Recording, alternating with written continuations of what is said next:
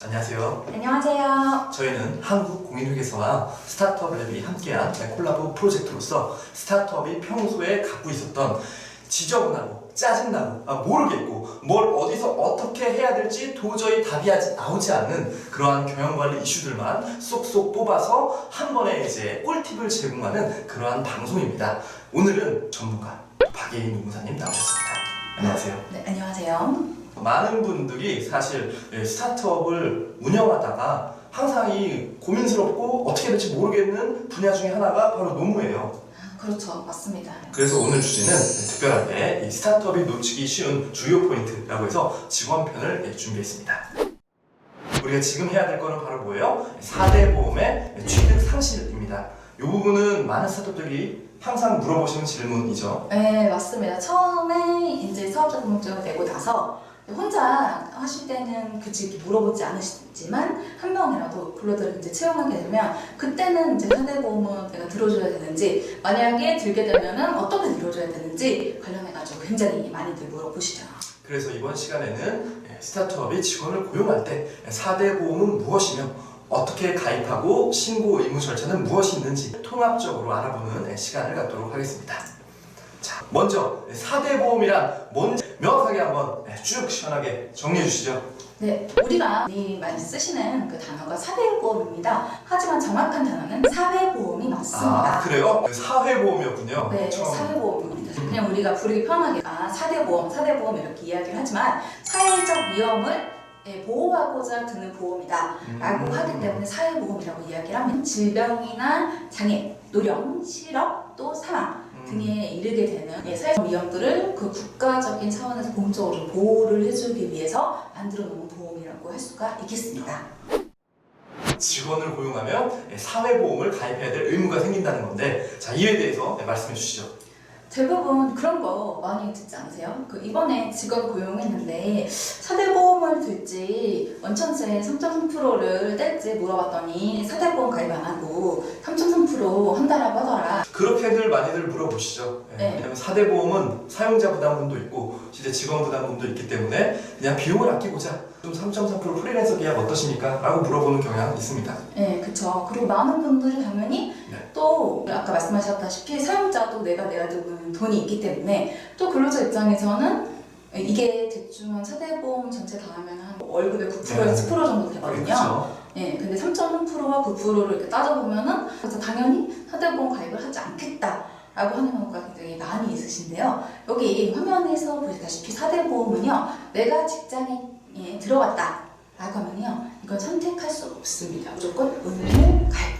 필수. 필수, 무조건 필수. 요새는 많이들 근데 좀 인식이 바뀌신 것 같아요. 네. 예전에는 이제 내가 직원 한 명 고용해도 4대 보험 가입해야 되나요? 이렇게 많이들 물어보셨는데 그냥 직원 고용하면 가입해야 되는 거구나 정도의 이제 인지는 있으신 것 같습니다. 요즘은 이제 국세청하고 네. 4대 보험하고 이렇게 연결이 되어 있기 때문에 3년에 한 번 정도 4대 보험을 징수하는 건강보험공단에서 실사를 이렇게 다닙니다. 네, 그러다가 여기가 4대 보험을 가입해야 되는 곳인데 안 했네?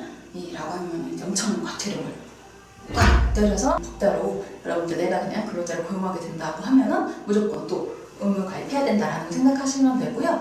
세무적인 입장에서 직원을 고용할 때 급여 또는 퇴직급여 아니면 상여금이라는 형태로 비용 처리를 했는데 4대 보험을 가입하지 않았다. 그러면 방금 노무사님이 말씀해 주신 대로 건강보험이 체크를 하겠죠. 그렇죠. 왜냐하면 저희가 세무서에서는 이미 급여라는 항목으로 비용 지출이 됐다는 기록이 있는데 건강보험 측에서는 이 사람에 대한 보험은 가입 안 했구나. 그래서 이제 가가지고 실사 나와서 실제로 4대 보험을 과태료와 함께 추진하는 경우가 있다는 걸 제가 왕왕 들었거든요. 엄청 많습니다. 안 내면 안 되나요? 라고 많이 물어보시는데요. 괜찮습니다. 안 내면 그냥 집에 빨간 딱지를 주고 그 정도. 역시. 네, 빨간 딱지를 말씀을 드리냐면요. 그게 한 3년치 정도가 소급돼서 나오기 때문에요. 기본 한 1, 2천이 기본이에요. 그래서 4대 보험은 필수다. 네, 이렇게 말씀을 드리고요.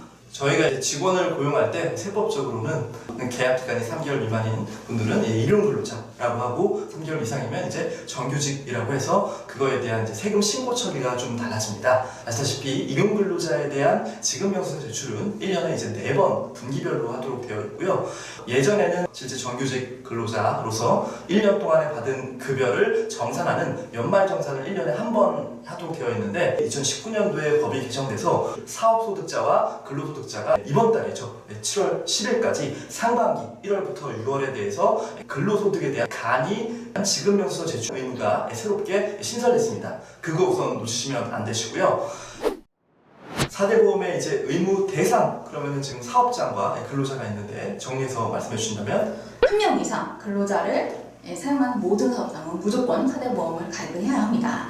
대표만 있었을 때는 가입을 하지 않지만요. 제가 회계사님을 제 근로자로 고용을 했다라고 하면 4대 보험을 다 가입을 하고요. 저는 건강과 연금을 직장 가입자로 변경내리게 됩니다. 개인 사업자 같은 경우에는 똑같습니다. 법인 뭐 다 똑같아요. 근데 법인 사업자 중에서도요, 대표님이신데도 불구하고 무보수이신 분들이 네. 계시잖아요. 그분들은 무보수 확인서 써서 내시면은 대표는 가입 안 하고 근로자만 따로 가입하실 수 있게. 기본적으로 근로자에 해당되시는 분들만 이 4대 보험 혜택을 받으실 수 있다는 거 알고 계시면 되겠습니다. 그렇습니다. 그러면 조금 더 자세히 네. 말씀해 주시겠어요? 국민연금 같은 경우는요, 다 드는 게 아니에요. 18세 이상, 그 다음에 60세 미만이시는 분들만 가입을 하시는 겁니다. 그리고 건강보험은요, 나이 상관없습니다. 무조건 1인 이상 사업장에 가입, 내가 거기서 일을 하고 있다 라고 하면 무조건 건강보험료를 내는 거고요. 그 다음에 고용이랑 산재보험은 약간 좀 다른데요. 첫 번째 근로기준법에 따른 근로자여야만 합니다. 개인적으로 본인이 저는 산재 들 겁니다 라고 해가지고 그분들이 드실 수도 있어요. 개인 사업자로서 뭔가 이제 공사장에서 특별한 이제 계약을 맺고 일을 하시는 분들인데 자기도 위험에 노출돼 있으니까 임의 가입으로 산재보험이나 이런 이제 보험에 가입을 하신다. 그런 부분이 있고요. 네, 그죠. 또 이제 스타트업의 등기이사 중에 실질적으로 이사의 지위가 있으면 근로자는 아니잖아요. 그러면 이제 이사 같은 경우에는 고용산재를 가입하지 않아도 된다. 그때 그렇죠. 요거 참고해 주시고요. 그다음에 적용 제외된 거 이거 굉장히 궁금해하시기 때문에 첫 번째 이제 국민연금을 보시면요. 타 동적연금 가입자 선생님들 드는 뭐 예를 들어 사학연금, 사학연금, 군인연금, 뭐 그렇죠. 이런 거 공무원연금, 그렇죠. 그거 하시는 분들, 그다음에 기초생활수급자 이분들 가입 제외가 되고요. 그다음에 일용 근로자 한 달을 따져서 60시간 미만 근로하신 분들 같은 경우에는요, 다 적용이 좀 제외가 돼 있어요. 근데 중요한 건 국민연금 같은 경우에는요, 한 달에 일하는 날수가 8일이 넘어가면 국민연금 가입을 하셔야 됩니다. 그러니까 이제 하루에 1시간 8일 일했으면 가입을 해야 된다. 그렇죠. 비록 60시간이 안 된다고 하더라도. 그렇죠. 그거 복잡하네요. 바로 날라와요. 되게 똑똑해요. 바로 날라와요. 그 다음 달에. 그래서 이 사실대로 작성을 해서 제출을 하시고 의무를 이행하시는 게 가장 중요하지 않을까 싶습니다. 네, 맞습니다. 그다음에 고용보험 같은 경우는요, 만 65세 이상 되시는 분들은 적용이 안 됩니다. 근데 이상한데요? 저 어머니나 아버지 같은 경우는 현재 회사를 다니고 있으신데 만 65세가 넘으셨는데 고용보험 지금 내고 계신데요? 라고 하시는 경우가 있어요. 원래는 만 65세가 넘은 경우에는 가입이 안 됐습니다. 법이 변경돼서요. 그 65세 이전부터 계속 고용보험에 가입이 되어 있었다 라고 하면은 65세가 지났어도 계속 고용보험에 가입이 되어 있고요. 내가 원하지 않은 비자발적인 이직으로 해고나 보고사직이나 뭐 이런 걸로 인해서 내가 회사를 그만두게 됐다 라고 하면은 고용보험, 즉 우리가 실업급여 혜택을 받을 수가 있어요. 좋네요. 하지만 만 65세 이상이 돼서 새로운 직업을 찾아서 들어갔다 라고 하면 그때는 이제 고용보험에 가입을 할 수가 없습니다. 4대 보험 가입하면 스타트업 대표님들이 혹시 다른 뭔가 혜택이 있냐라고 많이들 물어보세요. 그때 이제 생각나는 건 두루누기 사회보험인데 좀 설명 좀 해주세요. 대부분 스타트업 회사 같은 경우는요, 이 두루누리 사회보험이 모두 다 적용이 될 거라고 생각합니다. 근로자가 10인 미만, 그러니까 9명까지 근로를 하시는 그 사업장에 고용보험과 연금보험을 지원해주는 제도. 국가가 지원해준다는 얘기죠? 그렇죠. 어이구. 그것도 그거를 뭐 사업주한테만 지원을 해주는 게 아니라요, 사업주와 근로자 동시에 이게 지원을 큰 거네요. 그러면은 신청 자격은 어떻게 될까요? 신청 자격은요, 월 받는 보수가요 210만 원 미만이어야 됩니다.